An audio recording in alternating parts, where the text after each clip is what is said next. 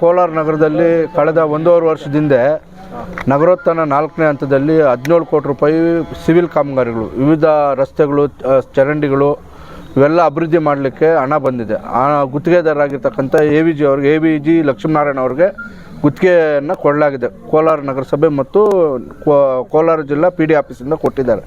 ಆದರೆ ಇಲ್ಲಿವರೆಗೂ ಕೂಡ ಬಹುಶಃ ಒಂದು 6 ಕೋಟಿ ರೂಪಾಯಿ ಕೆಲಸ ಕೂಡ ಆಗಿಲ್ಲ. ಇಡೀ ನಗರದಲ್ಲಿ ರಸ್ತೆಗಳು ಹಾಳಾಗಿರೋದ್ರಿಂದ ನಾವು ಎಲ್ಲರೂ ಕೂಡ ಬಂದು ಪದೇ ನಗರಸಭೆಯಲ್ಲೂ ಕೂಡ ಮನವಿ ಮಾಡಿದ್ದೇವೆ. DC ಸಾಹೇಬ್ರಿಗೂ ಹೇಳಿದ್ದೇವೆ. ಯಾರಿಗೆ ಏನು ಹೇಳಿದ್ರು ಕೂಡ ಎ.ವಿ.ಜಿ. ಅವರು ಕಿವಿ ಮೇಲೆ ಹಾಕೋತಾ ಇಲ್ಲ. ಎಲ್ಲ ವಾರ್ಡ್ಗಳಲ್ಲೂ ಕೂಡ ಅರ್ಧಂಬರ್ಧ ಕೆಲಸ ಮುಟ್ಟು ಹೋಗಿರೋದ್ರಿಂದ ಜನಗಳು ನಮ್ಮನ್ನು ಇಡೀ ಶಾಪ ಆಗ್ತಾ ಇದ್ದಾರೆ. ನೀವೇನು ಮಾತಾಡ್ತಾ ಇಲ್ಲ ಅಂತ. ನಾವು ಕೂಡ ಇದು ಮೌಖಿಕವಾಗಿ ಕಮಿಷನರ್ ಹತ್ರ ಸುಮಾರು ಇದೊಂದು 50 ಸಲ ಕೂತ್ಕೊಂಡು ಮಾತುಕತೆ ಮಾಡಿದ್ದೇವೆ ಎಲ್ಲರೂ ಸೇರಿ. ಇದು ಬೇಗ ಕೆಲಸ ಪ್ರೋಗ್ರೆಸ್ ಮಾಡಿಸ್ಬೇಕು, ಮಳೆಗಾಲ ಬರ್ತಾ ಇದೆ, ರಸ್ತೆಗಳು ಆದ್ಯತೆ ಕೊಟ್ಟು ಮಾಡಬೇಕು ಅಂತೇಳಿ ಹೇಳಿದ್ವಿ. ಆದರೆ ಇಲ್ಲಿವರೆಗೂ ಕೂಡ ಕಾಮಗಾರಿಗಳು ಅಪೂರ್ಣವಾಗಿರೋದ್ರಿಂದ ನಾವು ಇವತ್ತೆಲ್ಲರೂ ಸೇರಿ ಒಕ್ಕಲಿನಿಂದ ಧರಣಿ ಕೂತ್ಕೊಂಡಿದ್ವಿ. ವಿಷಯ ಇಷ್ಟೇ, ನಮಗೆ ನಗರದಲ್ಲಿರ್ತಕ್ಕಂಥ ಕಾಮಗಾರಿಗಳನ್ನು ಈ ಕೂಡಲೇ ಕೈಗೆತ್ಕೊಂಡು ಕಾಮಗಾರಿಗಳನ್ನು ಪೂರ್ಣ ಮಾಡಬೇಕು. ಅಪೂರ್ಣ ಮಾಡೋದಾದರೆ ಅವರೇ ಗುತ್ತಿಗೆದಾರರೇನು ಬೇಕಾಗಿಲ್ಲ, ಬೇರೆಯವ್ರೂ ಬರ್ತಾರೆ. ಹಾಗಾಗಿ ಅಂಥವ್ರನ್ನ ಏನಾದರೂ ನಾಳೆ ಏನಾದರೂ ಅವರು ಒಪ್ಕೊಂಡು ಮಾಡದೆ ಹೋದರೆ ಬೇರೆ ಗುತ್ತಿಗೆದಾರರಾದರೂ ಮುಟ್ಟಿ ಕೆಲಸ ಮಾಡಿಸ್ಬೇಕಂತಕ್ಕಂಥದ್ದು ನಮ್ಮೆಲ್ಲರ ಉದ್ದೇಶ. ಅಥವಾ ಒಪ್ಪಿಲ್ಲ ಅಂದರೆ ಆತನ ಬ್ಲಾಕ್ ಲಿಸ್ಟಿಗೆ ಸೇರಿಸ್ಬೇಕಂತೇಳಿ ಎಲ್ಲರೂ ಒತ್ತಾಯ ಮಾಡ್ತಾಯಿದ್ದಾರೆ. ಯಾರು ನಾನು ಹೇಳಿ ಸರ್, ಅಮೃತ್ ಸಿಟಿ ಯೋಜನೆ ಕೂಡ ಇವರೇ ಗುತ್ತಿಗೆ ತಗೊಂಡಿದ್ದು, ಅದು ಕೂಡ ಪೂರ್ಣವಾಗಿದೆಯಾ? ಅದು ಅದಕ್ಕೆ ಹೇಳ್ತಾ ಇರೋದು. ಅಮೃತ್ ಸಿಟಿಯಲ್ಲಿ UGD ಕೆಲಸ ಕಾಮಗಾರಿ ಮಾಡಿದವರು ಗುಜರಾತ್ ಅವರು ಒಂದು ಕೆಲಸ. ಆ ಗುಜರಾತ್ ಅವ್ರು ಮಾಡಿದ ಕೆಲಸದಿಂದನೇ ಇಡೀ ರೋಡ್ಗಳು ಅಗ್ದು ನೀವೆಲ್ಲರೂ ನೋಡಿದ್ದೀರಿ, ಅವೆಲ್ಲ ಹೊರಟೋಗ್ಬಿಡ್ತು. ಆ ಕಾರಣಕ್ಕಾಗಿಯೇ 17 ಕೋಟಿ ರೂಪಾಯಿ ರೋಡ್ಗಳನ್ನು, ರಸ್ತೆಗಳನ್ನು, ಪ್ರಮುಖ ರಸ್ತೆಗಳನ್ನು ಇಂಪ್ರೂವ್ ಮಾಡೋದಕ್ಕೆ ಬಂದಿದ್ದು. ಅದನ್ನು ಕೂಡ ಕೆಲಸ ಮಾಡಿದಿರೋ ಕೆಳಗಡೆ ಹಾಕ್ಕೊಂಡಿರೋದ್ರಿಂದ ಇವತ್ತು ಸಿಟಿಯಲ್ಲಿ ತೊಂದರೆ ಆಗ್ತದೆ. ಇದು ಬೇಜವಾಬ್ದಾರಿ ಅಧಿಕಾರಿಗಳದ್ದು ಬೇಜವಾಬ್ದಾರಿ ಇದೆ.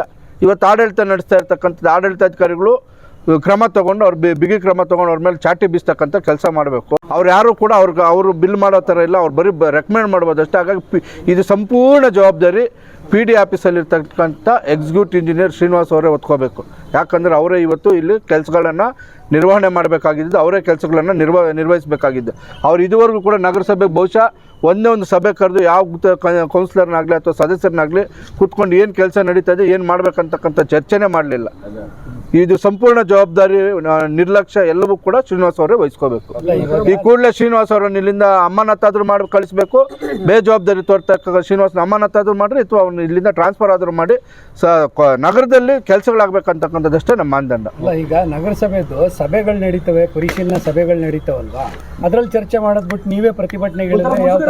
ಒಂದು ನಿಮಿಷ ಹೇಳ್ತೀನಿ. ನಗರಸಭೆ ಇವತ್ತು ನಗರಸಭೆಯಲ್ಲಿ ಯಾರೂ ಅಧ್ಯಕ್ಷರಿಲ್ಲ. ಈಗ ಇರ್ತಕ್ಕಂಥದ್ದು ಆಡಳಿತಾಧಿಕಾರಿಗಳು. ನಾವು ಅದನ್ನೇ ಹೇಳ್ತಾ ಇದ್ದಿದ್ದು.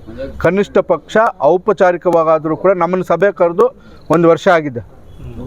ಎಲ್ಲಿ ಚರ್ಚೆ ಮಾಡೋದು? ನಾವು ಸಭೆ ಕರೆದಾಗ ತಾವು ಹೇಳಿದ ಸತ್ಯ, ಸಭೆ ಕರೆದಾಗ ಕೂತ್ಕೊಂಡು ಚರ್ಚೆ ಮಾಡೋದು ನಮ್ಮ ಹಕ್ಕು. ನಾವು ಇವಾಗ ಪ್ರತಿಭಟಿಸಲಿಲ್ಲ ಅಂದರೆ ನೀವು ಬಂದು ನಮ್ಮನ್ನು ಮಾತಾಡಿಸಲಿಲ್ಲ ಅಂದರೆ ಸಾರ್ವಜನಿಕರ ಕಮ್ಯುನಿಕೇಷನ್ ಏನಾಗುತ್ತೆ? ನಾವು ಸುಮ್ಮನೆ ಬರ್ತಾಯಿದ್ದೀವಿ ಹೋಗ್ತಾ ಇದ್ದೀವಿ ಅನ್ನತಕ್ಕಂಥದ್ದು. ಸಾರ್ವಜನಿಕರು ಕೂಡ ಗಲಾಟೆ ಮಾಡಿರೋದಕ್ಕೆ ಇವತ್ತು ನಾವು ಬಂದು ಕೂತಿರ್ತಕ್ಕಂಥದ್ದು. ಇಲ್ಲಿ ನಾವು ಪದೇ ಹೇಳಿದ್ದೇವೆ, ಸದಸ್ಯರು ಬಂದು ಕೂತ್ಕೊಂಡು ಇವತ್ತು ಕೆಲಸ ಆಗ್ಬೇಕಂತ ಹೇಳ್ತಾ ಇರೋದು. ನಿಮ್ಮದೇ ಸರ್ಕಾರ ಇದೆ, ಕಾಂಗ್ರೆಸ್ ಸದಸ್ಯರಿದ್ದೀರಿ, MLA ನಿಮ್ಮವರಿದ್ದಾರೆ, ನೀವೇ ಸರ್ ಈಗ ಎಲ್ಲರೂ ನಮ್ಮವರೇ, ಸರ್ಕಾರನೂ ನಮ್ಮದೇ. ಸರ್ಕಾರ ನಮ್ಮದೇ ಇದ್ದಾಗ ಪ್ರತಿಭಟಿಸಬಾರ್ದು ಅಂತ ಏನಾದ್ರು ಇರ್ತೈತೆ? ನಾವು ಹೇಳ್ತೇವೆ ಸರ್ಕಾರ ಕಳಿಸಿರೋ ದುಡ್ಡನ್ನ ಖರ್ಚು ಇರಿ ಸರ್ಕಾರ ಕಳಿಸಿರೋ ದುಡ್ಡನ್ನ ಖರ್ಚು ಮಾಡಬೇಕಾಗಿರೋ ಜವಾಬ್ದಾರಿ ಯಾರ್ದು? ನಮ್ಮದೇ ತಾನೇ. ನಾವು ಅದಕ್ಕೆ ಗಲಾಟೆ ಮಾಡಿನೇ ಖರ್ಚು ಮಾಡಿಸ್ತಾ ಇದ್ದೀವಿ. ಖರ್ಚು ಮಾಡ್ಬೇಕಂತಕ್ಕಂಥ ನಮ್ಮ ಉದ್ದೇಶ.